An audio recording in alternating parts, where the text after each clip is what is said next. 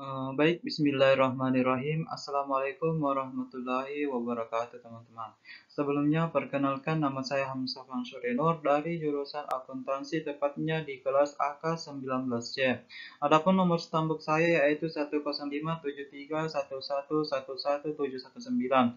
Nah, teman-teman, saya dari Universitas Muhammadiyah Makassar, tepatnya di Fakultas Ekonomi dan Bisnis. Adapun judul yang saya akan presentasikan yaitu tentang aspek keberlakuan pada akuntansi sumber daya manusia di mata kuliah akuntansi keberlakuan. Sebelumnya terima kasih kepada Ibu Eka selaku mata kuliah pengampu saya. Adapun pembahasan materi yang saya akan bahas, yang pertama yaitu istilah akuntansi sumber daya manusia, yang kedua yaitu lingkup dan sasaran akuntansi sumber daya manusia, yang ketiga analisis biaya keluar, keempat perkembangan sejarah akuntansi sumber daya manusia, kelima konsep awal akuntansi sumber daya manusia, keenam arti penting akuntansi sumber daya manusia. Ketujuh yaitu dukungan terhadap pengembangan akuntansi sumber daya manusia, kedelapan penelitian awal tentang akuntansi sumber daya manusia. Kesembilan yaitu asumsi dasar dan tujuan akuntansi sumber daya manusia. Kesepuluh unsur-unsur penting pembentuk akuntansi sumber daya manusia. 11 alasan pengembangan akuntansi sumber daya manusia. Kedua belas yaitu nilai aset dan pengorganisasian manusia.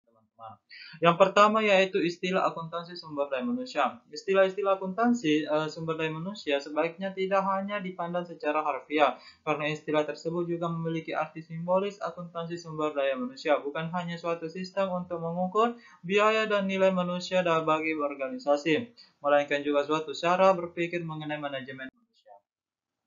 Yang kedua yaitu lingkup dan sasaran akuntansi sumber daya manusia. Akuntansi sumber daya manusia bukan merupakan isu baru dalam bidang ekonomi. Para ekonomi sudah mempertimbangkan modal manusia sebagai faktor produksi, dan mereka mengeksplorasi dengan cara yang berbeda dari pengukuran investasi dalam pendidikan, kesehatan, dan bidang lainnya. Para akuntan telah memperkenalkan nilai aset manusia lebih kurang selama 70 tahun. Penelitian dalam akuntansi sumber daya manusia yang benar dimulai pada tahun 1960-an oleh Francis Licker. Licker mempertahankan perencanaan jangka panjang dengan tekanan yang kuat pada variabel kualitatif sumber daya manusia, sehingga menghasilkan manfaat yang lebih besar pada jangka panjang. Yang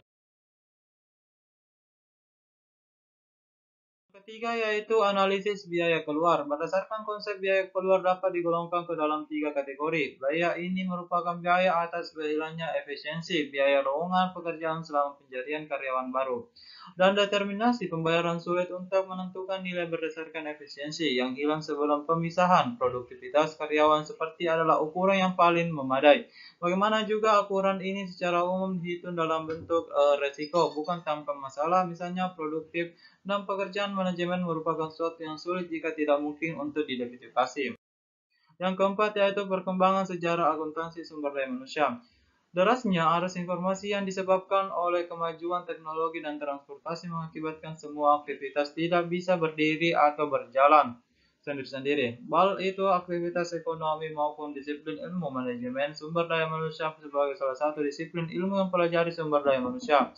Dalam organisasi saat ini mengalami pergeseran peranan dari yang bersifat taktis menuju yang bersifat strategis, yaitu pemberian nasihat pada manajer senior dalam memahami implikasi dari keputusan usaha yang telah diambilnya. Yang kelima yaitu konsep awal akuntansi sumber daya manusia. Sampai tahun-tahun belakangan ini nilai perusahaan masih diukur berdasarkan apa yang tercantum dalam laporan posisi keuangan tradisional. Bangunan, mesin, peralatan, produksi, dan lain-lain masih dipandang sebagai cerminan yang memadai tentang aset perusahaan. Bagaimanapun, dengan munculnya pengetahuan ekonomi, penilaian tradisional ini diragukan karena modal manusia semakin diakui sebagai bagian dari nilai total perusahaan. Hal ini telah memunculkan dua pertanyaan penting. Pertanyaan pertama adalah bagaimana cara untuk menilai modal manusia sebagai tambahan terhadap aset berwujud. Yang keenam yaitu arti penting akuntansi SDM.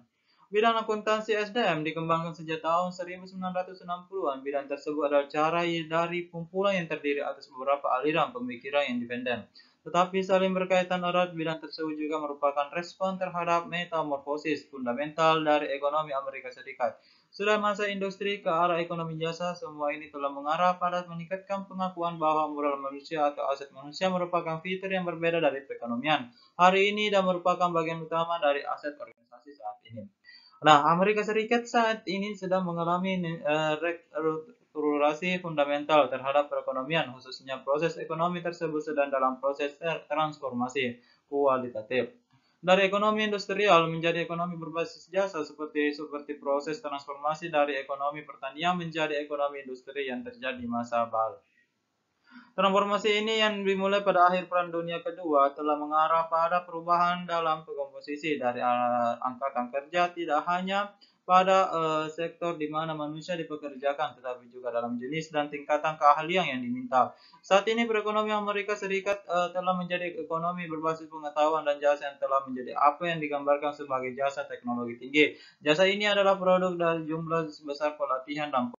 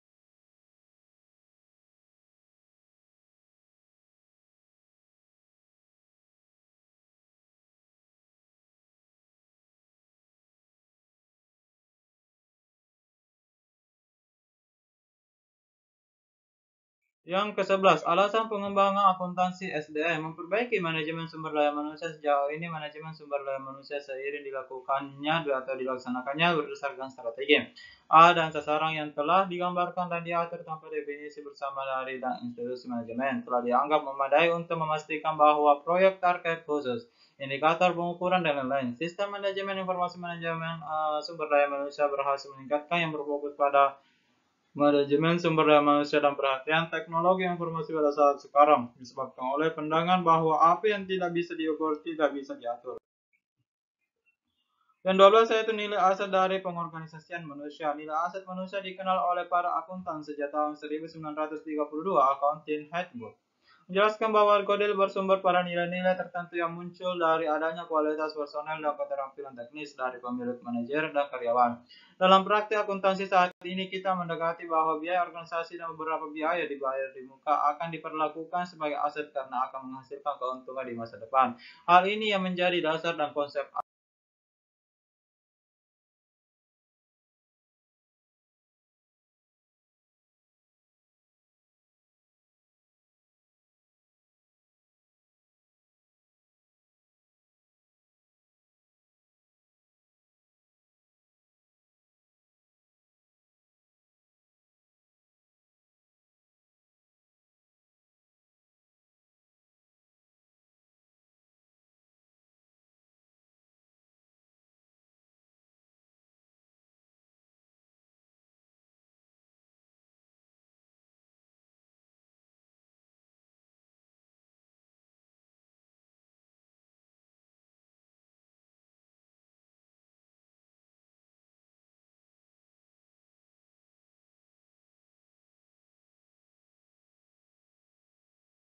kualitatif.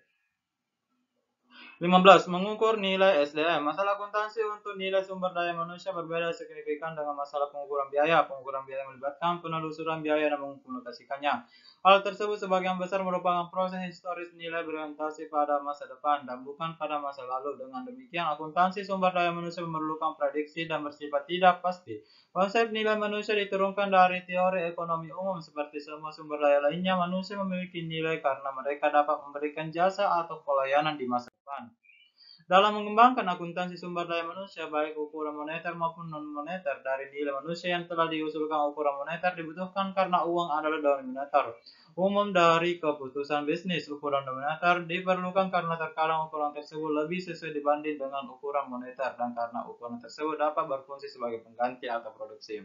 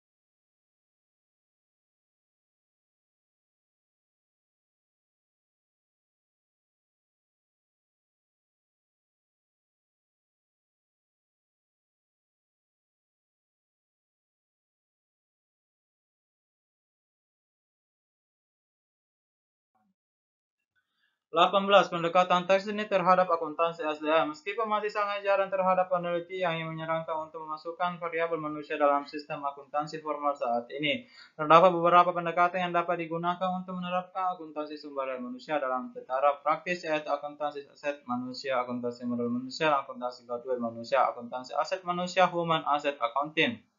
Merupakan konsep kolosal mengenai akuntansi sumber daya manusia. Sumber daya manusia sebagai aset harus disusutkan selama periode berjalan, sebagaimana perlakuan terhadap aset lainnya. Modal manusia diartikan sebagai sumber pendapatan yang nilainya dihitung berdasarkan nilai sekarang. 19. Analisis nilai yang diharapkan dari modal manusia. Terdapat dua tahapan yang akan dilakukan dalam penghitungan analisis nilai yang diharapkan dari modal manusia, yakni menghitung nilai sekarang atau present value dari pendapatan seseorang dan menghitung amortisasi nilai yang diharapkan dari modal manusia. Nah, yang kedua dari penjelasan yang saya sebutkan ada penjelasan lebih detailnya mengenai nilai sekarang dari pendapatan seseorang. Dan yang kedua itu tahap akhir dari penerapan akuntansi sumber daya manusia.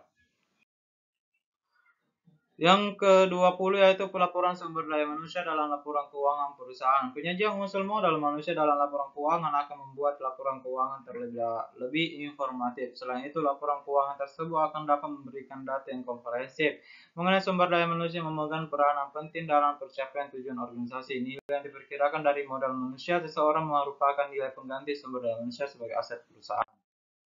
Nah, teman-teman, di sini saya akan menjelaskan salah satu contoh kasus, yaitu di sini saya ambil kasus tentang studi kasus pada PT PG Raja Wali 1 unit PG Kerabat Baru, di mana SDM dan penyajian dalam laporan keuangan pada PT Raja Wali 1 unit PG Kerabat Baru adalah karena pihak perusahaan ingin mengetahui bagaimana menerapkan akuntansi sumber daya manusia dalam laporan keuangan PT PG Raja Wali 1 unit PG Kerabat Baru, serta bagaimana tingkat keuntungan yang diperoleh perusahaan dengan adanya penerapan akuntansi sumber daya manusia pada PT PG Raja Wali 1 unit PG Kerabat Baru. Dan yang terakhir yaitu tentang kesimpulan mengenai kegunaan sumber daya manusia seiring dengan pesatnya pertambangan entitas bisnis di berbagai belahan dunia menjadi semakin penting. Peranannya sangat dicantumkan oleh kualitas sumber daya manusia. Sumber daya manusia merupakan sumber daya menentukan aktivitas organisasi. Implikasi adalah bahwa keberhasilan atau kegagalan organisasi paling vital dan diakui sebagai aset organisasi. Ironisnya, dalam perspektif akuntansi konvensional, sumber daya manusia belum dianggap sebagai karena dalam tahap yang membutuhkan penelitian lebih awal. Nah, terima kasih teman-teman. Mungkin itu saja yang saya sempat sampaikan dalam presentasi kali ini. Mohon pamit undur diri. Billahi fisabilillah wastabiqul khairat. Assalamualaikum warahmatullahi wabarakatuh.